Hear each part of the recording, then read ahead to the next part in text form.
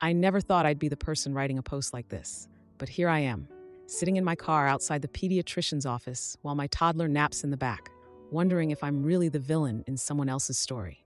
My husband James and I sent his mother a letter last month, not a friendly update or a birthday card, but a clear boundary. We told her she couldn't visit until our second baby was 6 months old. It wasn't an impulsive decision. The first time around, she would accidentally give our newborn sugar water behind our backs, convinced we were starving him. She would rearrange our nursery while I napped, only to act hurt when I panicked over missing diapers. When I developed postpartum anxiety, she told James I was acting like one of those over-the-top reality TV moms for needing medication. So this time, we set some rules. 2 days after we sent the letter, she showed up without a call or text, standing on our porch with a suitcase almost as big as a refrigerator. I remember the way she tilted her head, much like a kid caught sneaking candy, when James opened the door. She feigned innocence as if she had simply forgotten about our note, but the oversized suitcase made it clear that her visit wasn't spontaneous. No one packs 3 pairs of shoes for just dropping by. James calmly reminded her of the boundary, as one might explain traffic laws to a teenager. Her face crumpled, and genuine tears fell that made me question my own eyes. I almost gave in then. Almost.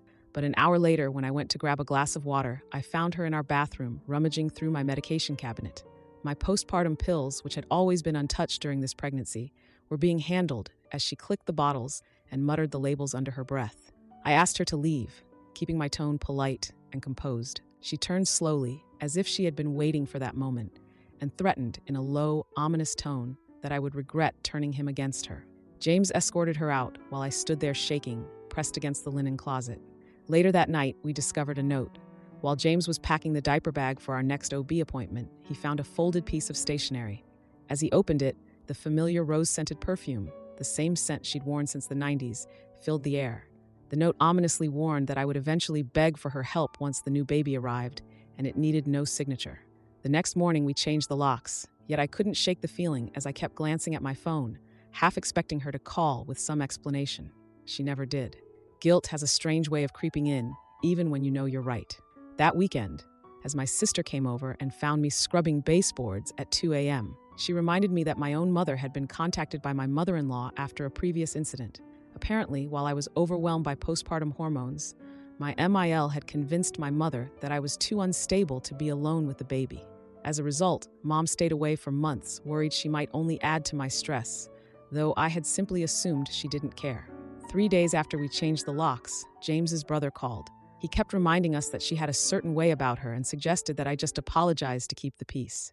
I muted the phone and rested my forehead against the cold, solid granite of the kitchen counter. Soon enough, James took over the call and ended it mid-sentence.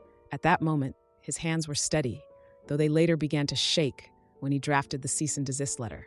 Then, the nightmares began. They weren't about her physically hurting the baby. That would have been too obvious. Instead, I dreamed that she stormed into the delivery room, reminiscent of her previous disruptions, and snapped intrusive photos of me in a vulnerable state to send to her prayer group, all under the pretense of healing intentions, while the nurses tried desperately to shield me. At my 32-week appointment, the nurse mentioned casually that my MIL had called twice, apparently wanting to know my due date so she could plan a surprise.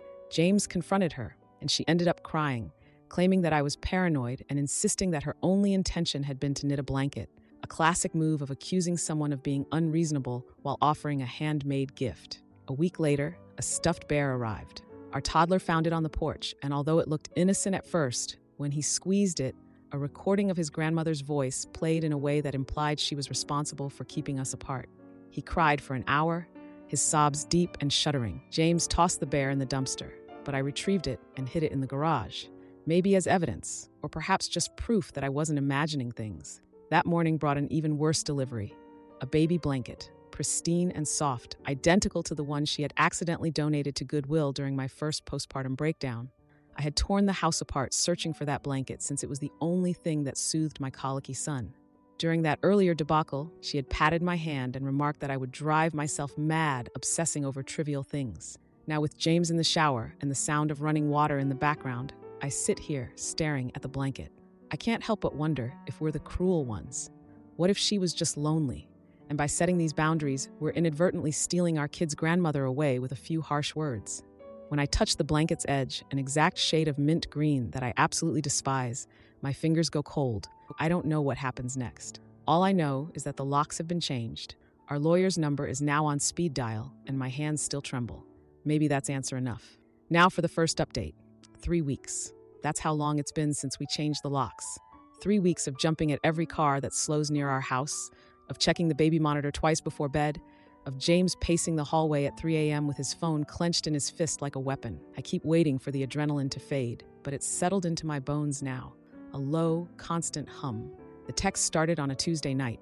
27 of them, one right after the other, lighting up my phone like a strobe light. 1 minute, she was referring to me as her precious daughter. The next, accusing me of holding grudges just like my alcoholic father. I hadn't even realized she remembered that detail about Dad. James read the messages in bed with a flat tone until the 14th message arrived, which implied I would never manage a 2 under 2 without her. At that point, he tossed his phone into the laundry hamper. We lay there in the dark, listening as it buzzed against a pile of towels. Then the pastor arrived. Her pastor, technically the one who had baptized James 30 years ago. He appeared on our porch wearing a wrinkled blazer and carrying a casserole dish like it was a peace offering. He explained that MIL was heartbroken and that she believed we were denying her access to her grandchild. I almost laughed, even though our toddler was busy smearing peanut butter along the sliding glass door behind me.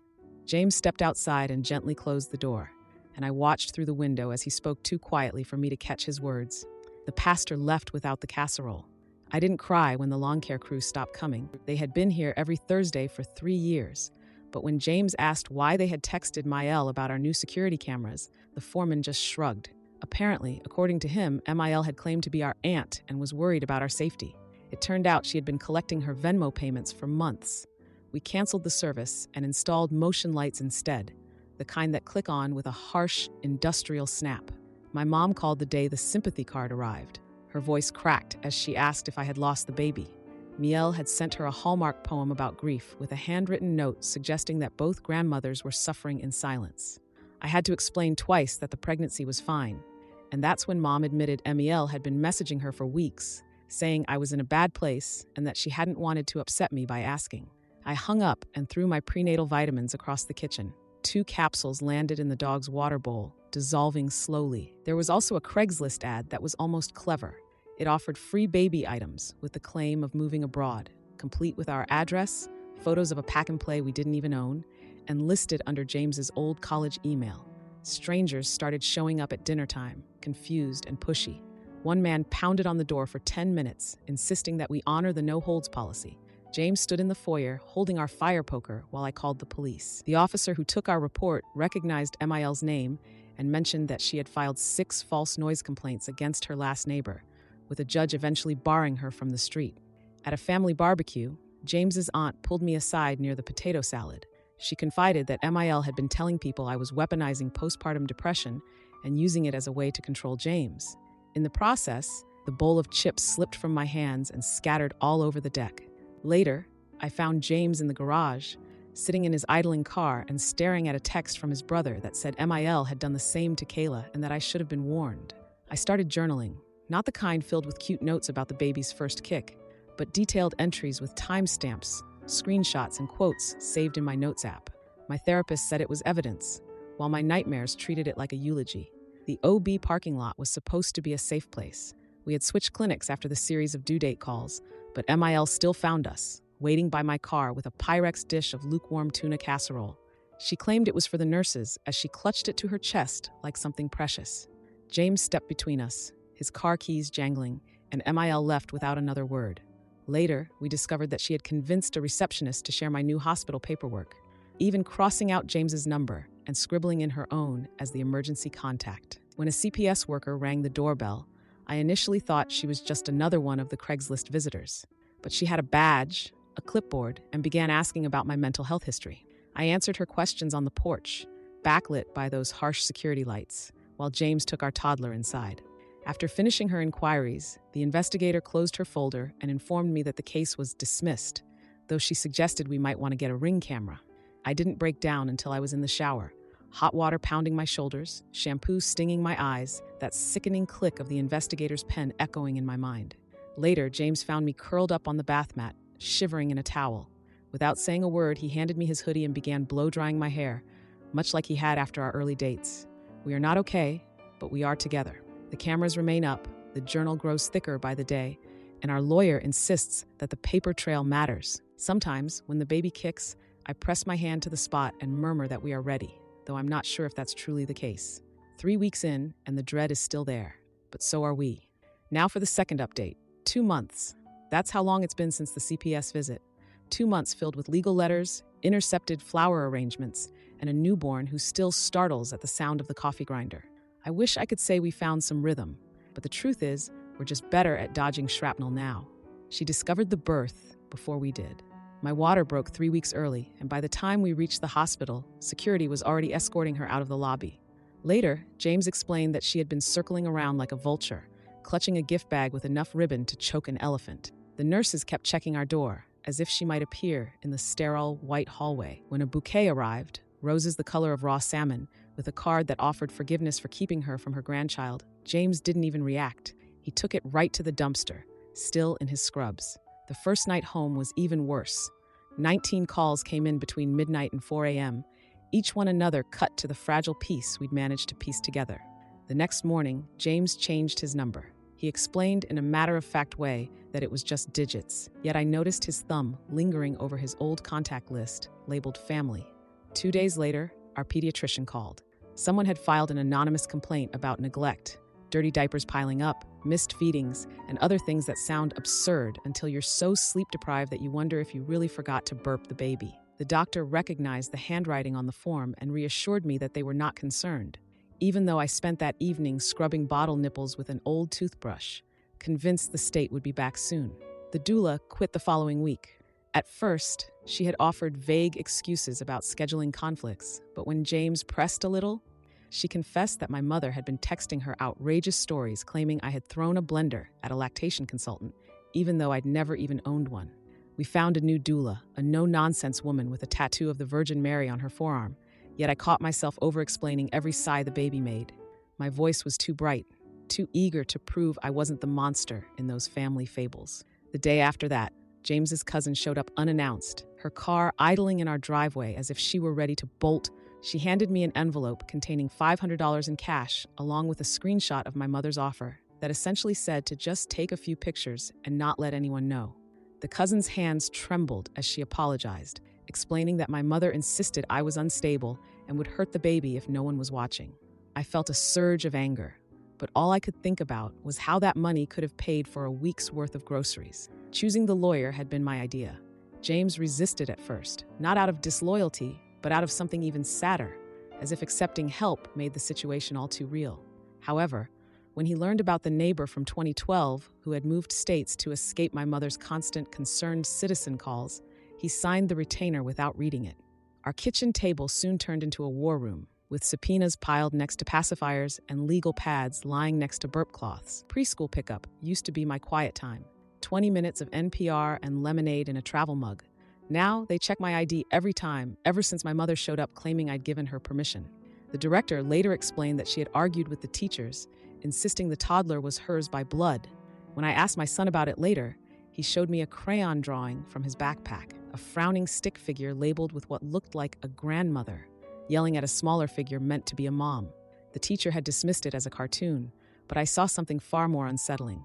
James's final letter to her was terse, just 3 sentences that made it clear any contact on her part would result in a restraining order. In response, she sent a padded envelope containing his baby shoes, polished like relics, and a lock of hair so blonde it could have belonged to either of our children.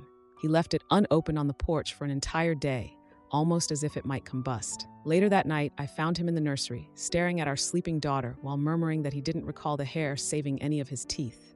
I knew then that his thoughts were on that lock of hair and the way she had clung to pieces of him. I was surprised by the church's reaction. I had stopped believing in institutions long ago after the pastor's infamous casserole incident. Yet when we forwarded the CPS dismissal letter to their board, they quietly removed her from the volunteer roster without ceremony. No one called to explain, only a generic email about policy changes. Part of me wanted to scream at them for taking so long, while another part wondered if my mother had shown up to Bible study with more casseroles and even more stories about her ungrateful son. A check arrived from James's aunt, of all people. The note, written on paper that smelled of lavender like the kind my grandma used to keep in her linen closet, stated that my mother had always been like this and advised us to protect our babies. I nearly tossed it aside, worried it might be another trick, but James deposited it with a grim smile, remarking that diapers are just diapers. For a brief moment, I almost imagined us as those practical people who turned trauma into a target run. Last week, we disconnected the doorbell. The electrician had thought we were being paranoid until I showed him a stack of unopened letters, each marked with urgent in looping cursive. Now, when people visit, they simply knock. The sound is softer, easier to overlook. James started solo therapy one Thursday. He doesn't say much about the sessions, but he started leaving his phone in the kitchen during dinner. A small victory, I suppose. Meanwhile, I've committed the lawyer's number to memory, much like new moms commit lullabies to heart. When my mother filed for grandparent rights, I didn't shed a tear. I just handed the papers to James and reheated my coffee. Although our lawyer thinks the case is flimsy, the word visitation still hits me like a grenade pin in my mouth. One night, I woke to static on the baby monitor and found James in the living room, dismantling our broken doorbell with a screwdriver. He didn't look up when I sat beside him. He just kept prying at the wires. When he finally remarked that he was done letting her define us, I realized he wasn't trying to fix it at all. He was making sure it could never be repaired. We're not healed, not even close. Still, there's a raw honesty in the way we move now, like survivors comparing scars. The dread still comes, sharp and sudden, but it no longer lingers the way it once did. Yesterday, I caught myself humming while folding onesies as I watched the baby kick her feet in a sunbeam. There were no knocks, no calls, just the quiet click of the motion lights powering down at dawn. Now for the final update. It's been 4 months since the court date, the one we thought would solve everything, but instead deepen the divides in a battle we never started. I'd love to say we're thriving now, but the truth is, we're slowly learning how to breathe again. On the morning of the hearing, James wore the same tie he had on our wedding day. I didn't ask for an explanation because some rituals are too fragile to dissect. The courthouse reeked of lemon cleaner and burnt coffee, and my mother-in-law sat stiffly in the front row, her late husband's military pins catching the light like armor. When the judge dismissed her case, attributing it to a recurring pattern of harmful behavior, she didn't cry. Instead, she rose slowly, fixed her gaze on me, and warned in a low, venomous tone that I would break before she did. After that, she offered a sickly sweet smile to the bailiff, and then collapsed in a faint that looked all too rehearsed. The emergency room was its own kind of circus. By the time we arrived, she had already told a nurse that we had starved her for days, a claim that fell apart when they discovered a half-eaten granola bar in her purse. Still, she managed to murmur a sob story to a local reporter in the waiting room, and soon a story appeared with a headline claiming an elderly woman had been denied any contact with her grandchildren. Our lawyer managed to get it retracted quickly, but not before my sister's coworker sent a text that left us all shaking our heads in disbelief. That same night, James's brother called. He had always maintained that she was lonely and needed time, but when she asked him to lie under oath about having witnessed me mishandling the baby, he lost his composure. In a trembling voice, he declared that he couldn't stand by and watch her tear the family apart. I could hear the guilt in his words, years spent enabling her, mistaking her reluctant compliance for genuine peace. A week later, we began packing for my mom's place out of state. It wasn't that we were running away. Our toddler had simply asked if Grandma's house had the same calm as ours when it came to doorbells. That was when it hit me. My kids deserve more than a home where every ring of the doorbell sounds like a small explosion. Then, the foreclosure notice arrived in a plain envelope. It turned out she had drained her savings on the lawsuit and alienated every relative who might have lent her money. A family friend even mailed us her journal, which was filled with page after page of detailed plans aimed at reclaiming James from someone she considered hysterical. I almost felt sorry for her at that moment. So much energy wasted on scheming, and all she had to show was a cramped studio apartment where she told neighbors that we had stolen her son's supposed inheritance. In reality, that inheritance was nothing more than a rusty tackle box his father had left him, which James now kept in the garage like a relic from another time. Not long after, the president of her bridge club sent an apology letter when we forwarded them copies of the journal. She claimed they had no idea of what was happening. I almost kept the letter as evidence, but James tossed it aside, murmuring that it was too little, too late. Therapy has been rough for him. He doesn't talk about it much, but I've noticed small changes, like how he now leaves his phone face down during dinner, or the way he began building the baby's crib from scratch, even though we already had one. He explained that he needed to create something untouched by her influence, often working late into the night to smooth every edge. About a week ago, I discovered a drawing from our toddler's daycare taped to the fridge. It showed a stick figure version of Grandma with a wild scribble meant to represent a scream coming from a tiny version of Mama. The teacher dismissed it as nothing more than imaginative play, but it was enough to make me call our lawyer again. The dread that had pressed on my chest for months eventually began to lift, not because we had won any battle, but simply because we had endured. Just yesterday, I found James humming softly while he repaired a mailbox that she had once kicked in a fit of rage. There were no frantic phone calls or unexpected deliveries of cryptic packages, only the gentle thud of his hammer, mixing with the baby's coos and the sounds of a spring breeze.